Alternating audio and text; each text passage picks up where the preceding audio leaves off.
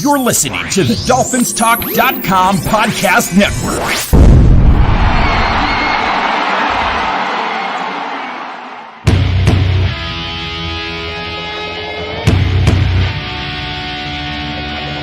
Dolphins versus everyone.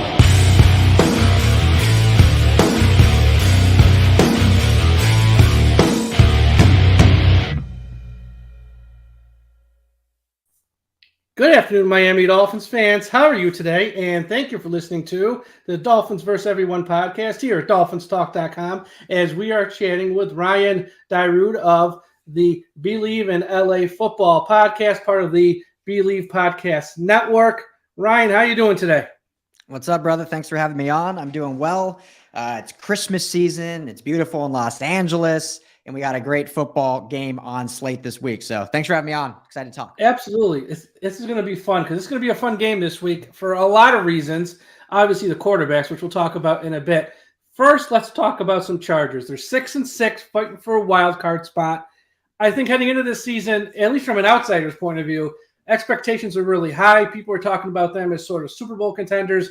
At this point in the year, are Chargers fans let down at that they're 6-6, sort of fighting for a wild card spot? Is this kind of what they expected? What's the perspective from your rank and file fans of the Chargers as we sit here on December the 7th? Oh, if you go around Chargers fans, it's very doomsday, apocalyptic, doom and gloom, fire everybody, get rid of every player except Justin Herbert. I mean, it's a very down fan base right now, which I get. The expectations were so high, and the talent on this roster is so good.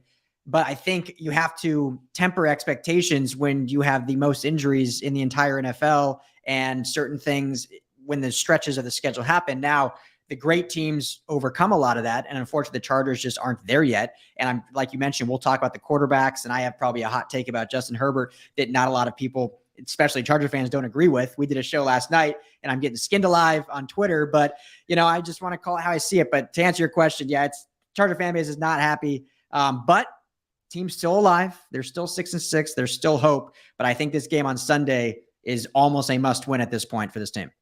Yeah, because you look at their schedule, the last three are as soft as you can get. At the Colts, home against the Rams, who are a mess, and at the Broncos, who are also a mess. So if they can get by the next 2 weeks, even with a split, I think they'll probably be okay. Chargers, and they're home against Miami, home against the Titans. So, yeah, it's maybe been a rocky road, but they have a soft ending here. Brandon Staley, interesting guy. Is he on the hot seat where if they don't make the playoffs, is he going to be out of a job? Realistically, not what the fans want. Realistically, if they don't make the playoffs, is he in trouble? Should he be nervous? Or you think he's safe here no matter how this year ends?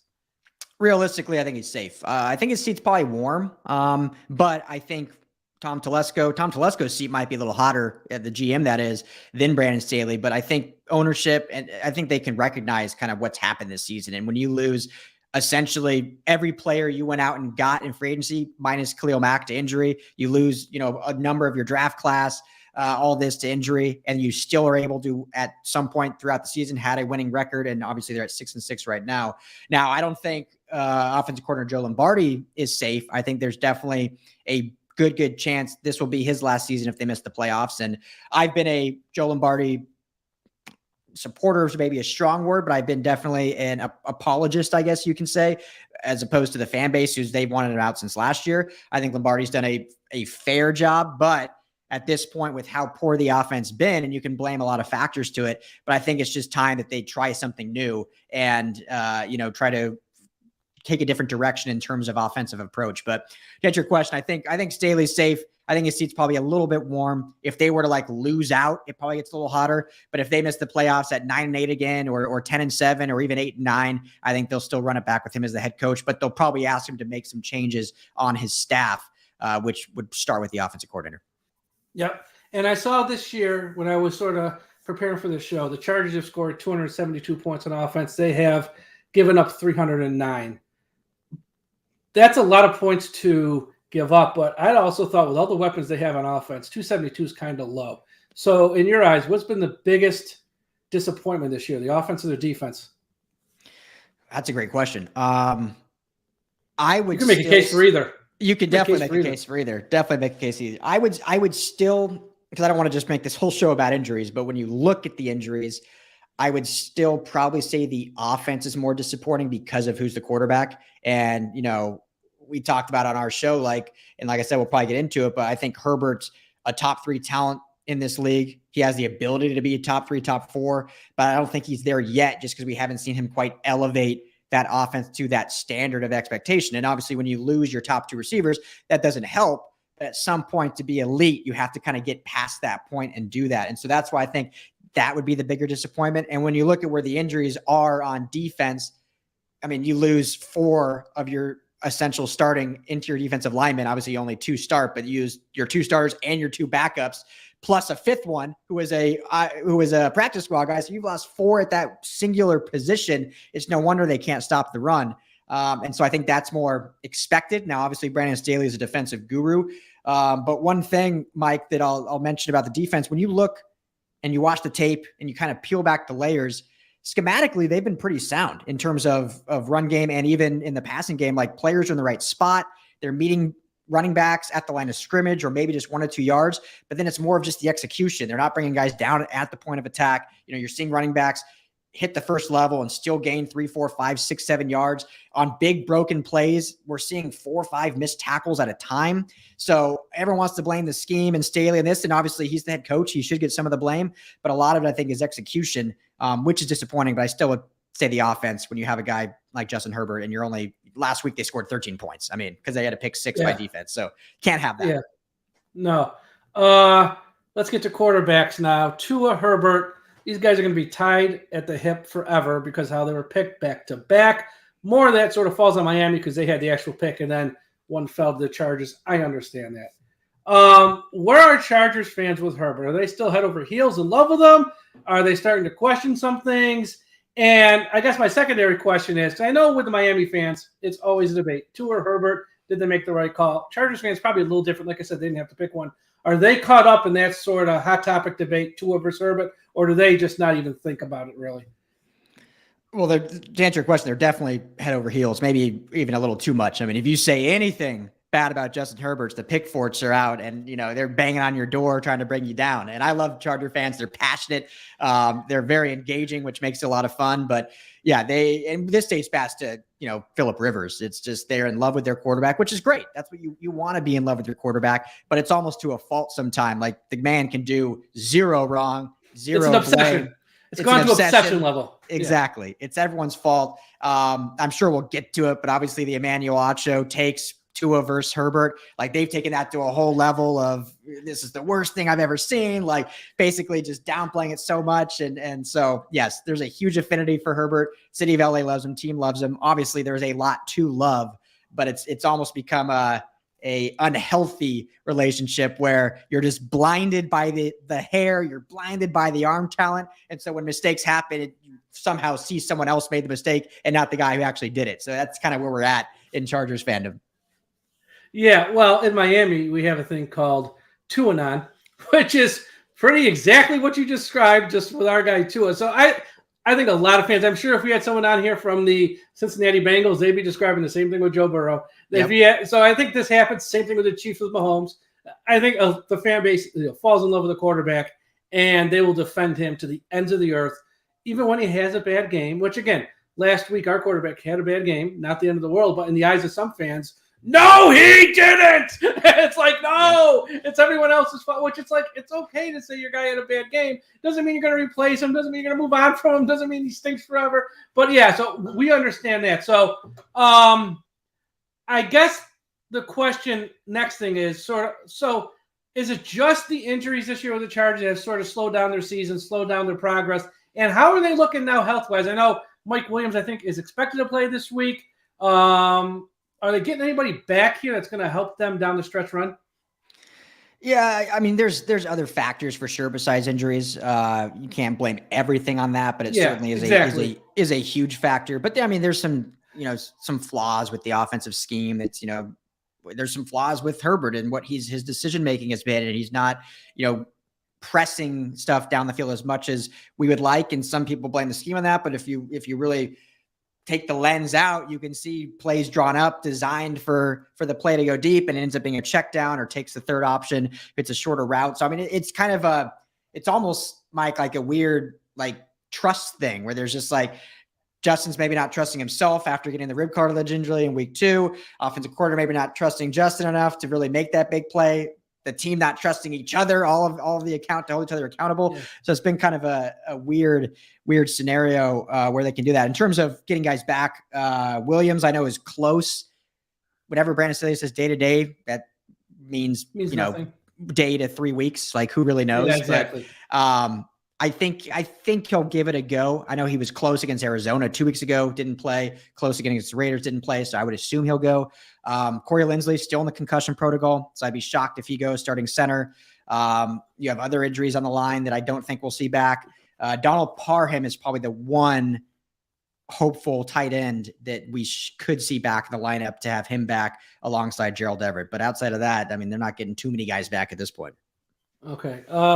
When I have someone on who sort of follows another team, I always like to ask them from their outsider's point of view, what's their thoughts on Miami? What's their thoughts on, obviously, Tua? I see is one of the hot button topics, not just in Miami, just around the league. Everyone has a hot take on Tua or a hot thought on Tua. And just sort of Mike McDaniel. So what's your outsider's take on Miami, the season they're having, and Tua? Well, I'm sure it's a fun team to cover. That's for sure. Absolutely. It is this year.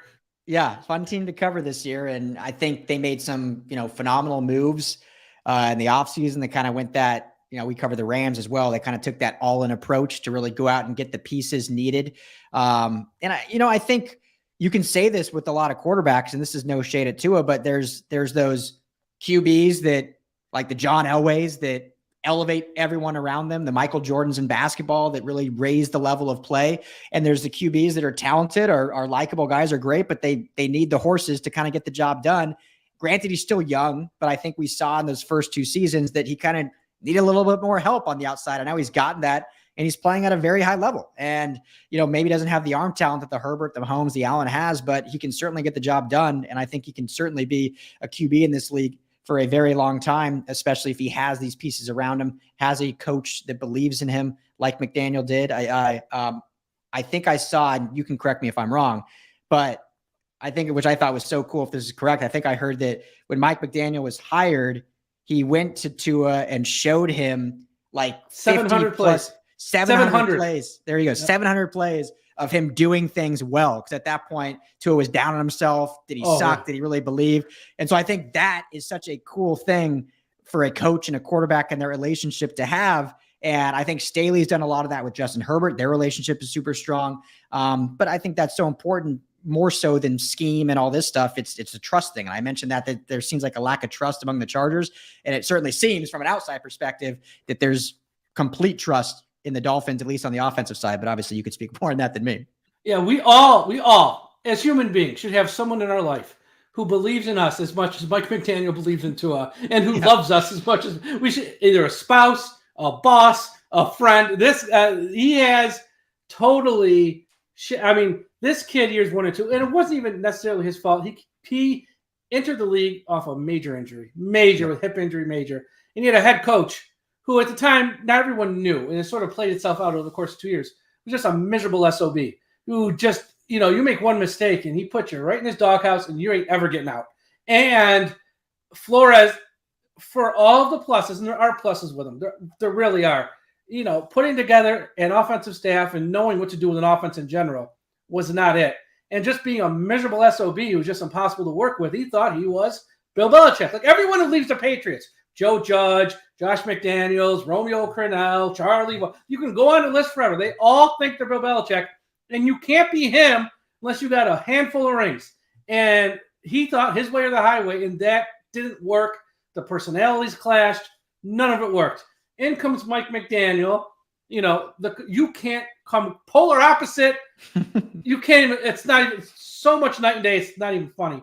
And this guy's cracking jokes. He's lighthearted. The middle of games, he's saying, Tua, Georgia's better than Alabama. Just joking with him, keeping it light, pumping the kid up. And all offseason, we heard Tyreek Hill go on all these shows and say, Tua's more accurate than Pat Mahomes. Most people go, what are you, nuts? And then you see on the field this year, is he better than Pat Mahomes? Is he more accurate? Probably not. But the point is, he's at least in the conversation. You can say it's not a crazy thought because he's playing that well. And like I said, every quarterback probably wants a guy like Mike McDaniel in their life. Every person should have one like Mike McDaniel in their life because the guy has just turned this kid around in a matter of months. It's just been fun to watch. I'm gonna make my wife a video compilation of 700 sound bites of Mike McDaniel praising Tua and say, babe, take notes. Like this is what I need. Positive things. Oh, you did a great job taking out the trash today. Thank you so much. Yeah, you did a great job doing this. Anything, just pump me up, especially around the holidays would be nice. Yes. So I guess as we wind up here, this week's game, Sunday Night Football. I know the Chargers, they've been on Sunday Night Football. For Miami in recent years, there's been no reason to put them on. They had a game earlier this year against Pittsburgh. Now they got this game. Getting in primetime is still a big deal for them. They haven't been in that spotlight much. What are your thoughts? How do you see this game play out? Yeah, I mean, this is now, with this game being flexed, the Chargers lead the NFL this year in primetime games. So they're definitely no stranger to the bright lights. And they always play well in the bright lights. They don't always win, but it's always a competitive, exciting game. Always a one-score game. And this dates back to even when they were a bad Chargers team. For some reason, when the bright lights are on, this team really shows up and plays. Now, it's going to be, obviously we'll see how some of these guys, if Mike Williams is a go, if Donald Parham's a go, if somehow Corey Linsley comes back from concussion protocol. But it's hard for me to feel confident the Chargers can get this done against this Dolphins team. And especially when you look at the defense and how, injured and just what, the amount of yards they gave up against, an offense like the Raiders and Derek Carr. And now they got to go play, this insane, fun, high octane offense in the Dolphins. So I don't have the confidence that the defense can slow them down. I don't have the confidence that the Chargers offense can put up enough points just because they haven't proven it over the last 3 or 4 weeks. So they need it. They absolutely not have to win this game. They'd have to win out if they lose this game. And obviously they go to Tennessee, or they play Tennessee after, which is another tough game. But, at this point, at the time of this recording, Mike, I think the Dolphins get it done. But it should be a very good, very entertaining game. I think, again, Chargers probably have a chance at the end of the game. Ball in Justin Herbert's hands, bright lights. Can he get it done? He's had a lot of opportunities this season. Unfortunately, outside of one, I mean, you could discount the Chiefs game because technically he did it and the defense then gave it up. But outside of the Cardinals game, they haven't been able to secure a win when they had the ball to end the game in their quarterback's hands. So I think it probably comes down to that again. Can he get it done this week? We'll see. Yeah, what it comes down to is last week Tua had his worst game of the year, clearly, and he still threw for 295 and 2 touchdowns. Now, he had the turnovers in that game, but he still threw for – that's his worst game of the year, sort of, just from the eyeball test, 290 because of the turnovers. They still probably won't have each of their offensive tackles. Now, not having one of the offensive tackles is a blessing in disguise because he stinks on toast. So having the backup and there's an upgrade. Not having Armstead as the left tackle, and I don't care what they say, he ain't playing. That's where the Chargers are going to have an advantage because Miami has no backup left tackle. If they can get pressure on Tua that way, they can make it a long night for him. And also Miami's linebackers trying to stop Austin Eckler. I don't have a lot of confidence in that. So that's going to be an interesting matchup because I think that's where the game's won last. Can Miami's linebackers slow down Austin Eckler, not just let him take over the game? And can they block the Chargers pass rush on the left side because they have literally nothing? They signed Eric Fisher yesterday, 2 days ago, whatever it was. It's like you waited till now. I could have told you didn't have a backup left tackle in August. You waited till the first week of December to figure this out. Why don't you sign him the minute Armstead got hurt at least a week ago? At least you could have an extra week. It just baffles my mind. But, yeah, I think it's going to come down. It'll probably be a one-score game, one-possession game, and it's going to be a fun game because, look, on social media, not so much you and me, you got the Herbert people, you got the Tua people, and whoever loses is going to have to eat it. It's going to be craziness on social media, and I'm bickering back and forth. Oh, you see the Herbert clan, the Tua clan, and you see the Joe Burrow clan. You got the Bermuda Triangle with how much you really do storming goes on between those three. It's hilarious. It really is. Okay, Ryan, thanks so much for a few minutes. Everyone follow Ryan on Twitter at Ryan Dyrud, D-Y-R-U-D at LA Football. So Ryan, D-Y-R-U-D, LAFB. Also listen to him on the Bleav Podcast Network at the Bleav in LA Football Podcast. And you can also follow them on Twitter at Bleav Network. Ryan, thanks so much for a few moments of your time today. Absolutely, man. Thanks for having me on. It was a blast. Good luck. Yep, thanks.